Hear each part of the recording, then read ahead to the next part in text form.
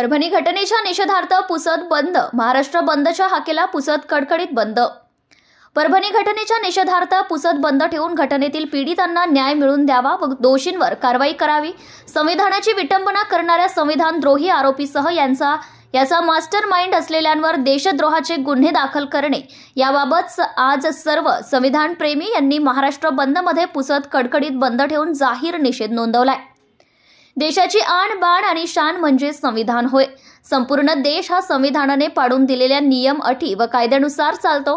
संविधान निर्माते डॉक्टर बाबासाहेब आंबेडकर आणि संविधानाबद्दल आदर वाटावा, आदर्श घ्यावा यासाठी परभणी येथे जिल्हाधिकारी कार्यालयासमोर संविधान निर्माते डॉक्टर बाबासाहेब आंबेडकर यांच्या पुतळ्यासमोर संविधानाची प्रत ठेवण्यात आली होती.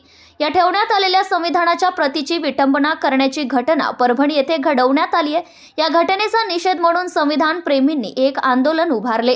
त्या आंदोलनाच्या घटनेनंतर पोलिसांनी संविधान प्रेमींवर केलेल्या अमानुष मारहाणीने शहीद सोमनाथ सूर्यवंशी हा आंबेडकरी तरुण संविधानाच्या रक्षणार्थ पोलिसांच्या कस्टडीत शहीद झाला आहे. या घटनेच्या निषेधार्थ सर्व आंबेडकरी व संविधानप्रेमी जनतेच्या वतीने महाराष्ट्र बंद पुकारलाय. त्यामध्ये पुसद बंद ठेवून एक निषेध मोर्चा काढून पुसद कडकडीत बंद ठेवण्यात आले आहे. या बंदच्या माध्यमातून परभणीत घडलेल्या घटनेची पुनरावृत्ती होऊ नये म्हणून महाराष्ट्र राज्याचे मुख्यमंत्री यांना उपविभागीय अधिकारी पुसद यांच्या मार्फत भव्य मोर्चेकरी आंदोलकांनी निवेदन सोपवले.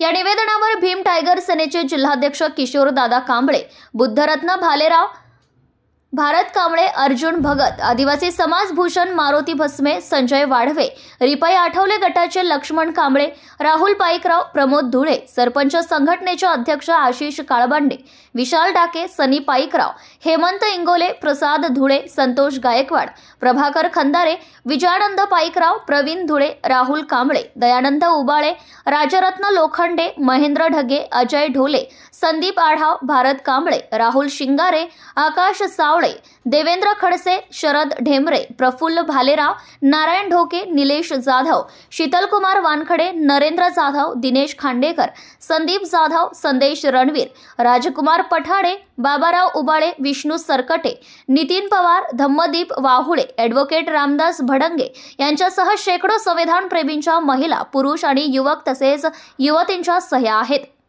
या निवेदनामध्ये परभणी घटनेतील पोलिसांच्या कोम्बिंग ऑपरेशनची आणि एकूणच सर्व प्रकरणाची न्यायालयीन चौकशी करावी या मागणीसह कलम 176(1)(a) CRPC अन्वयी या प्रकरणाची चौकशी करावी. न्यायालयीन चौकशी ही सेवानिवृत्त न्यायाधीशाकडून न करता सिटिंग न्यायाधीशामार्फत करावी. पोलीस निरीक्षक अशोक घोरबांडसह इतर पोलीस अधिकाऱ्यांवर कलम 32 अन्वय, ॲट्रॉसिटी कायद्यान्वये कलम 3(1) आणि 3(2) प्रमाणे गुन्हे दाखल करावेत. सोबतच सदोष मनुष्यवधाचा गुन्हा दाखल करावा. परभणी शहरातील सर्व पोलीस स्टेशनमधील तातडीने CCTV जप्त करून ते CCTV तपासावे. सोमनाथ व्यंकट सूर्यवंशी यांच्या कुटुंबियांना सरकारने तातडीने 50 लाखांची आर्थिक मदत जाहीर करावी. सोमनाथ व्यंकट सूर्यवंशी यांच्या कुटुंबातील एका व्यक्तीस तातडीने शासकीय नोकरी देऊन त्याचे पुनर्वसन करावे. वच्छलाबाई मानवते या महिलेला मारहाण करणाऱ्या पोलिसांवर तातडीने गुन्हे दाखल करून त्यांना निलंबित करावे. वच्छलाबाई मानवते यांना सरकारने 10 लाख रुपयांची आर्थिक मदत करून त्यांचे पुनर्वसन करावे. न्यायालयीन कोठडीत असलेल्या आणि रुग्णालयात उपचार घेत असलेल्या सर्वांचे पुन्हा एकदा न्यायाधीशांच्या उपस्थितीत मेडिकल करावे. पोलिसांनी केलेल्या कोम्बिंग कारवाईत बौद्ध वस्तीतील लोकांच्या झालेल्या घरांची नुकसान भरपाई द्यावी. जिल्हा प्रशासनाने त्या सर्व घरांचे तातडीने पंचनामे करून घ्यावे. पोलिसांच्या कोम्बिंग कारवाईत निर्दोष जखमी झालेल्यांना तातडीने आर्थिक मदत द्यावी. संविधान शिल्पाची विटंबना करणाऱ्या सोपान पवार याच्यावर देशद्रोहाचा गुन्हा दाखल करावा. तसेच 10 डिसेंबर 2024 रोजी पार पडलेला सकल हिंदू समाज मोर्चातील संयोजक यांची चौकशी करावी. यासोबतच या मोर्चातील सर्वांची भाषणे तपासून त्यांच्यावरही कारवाई करावी. परभणीतील आंदोलकांवरील सर्व गुन्हे मागे घ्यावेत. परभणीतील अटकेतील सर्व आंदोलकांची सुटका करावी अशा मागणीचे निवेदन मोर्चेकरी सर्व पक्ष, सर्व समाज संघटनांच्या वतीने आज उपविभागीय अधिकारी पुसद यांच्या मार्फत महाराष्ट्र राज्याचे मुख्यमंत्री यांना देण्यात आले आहे.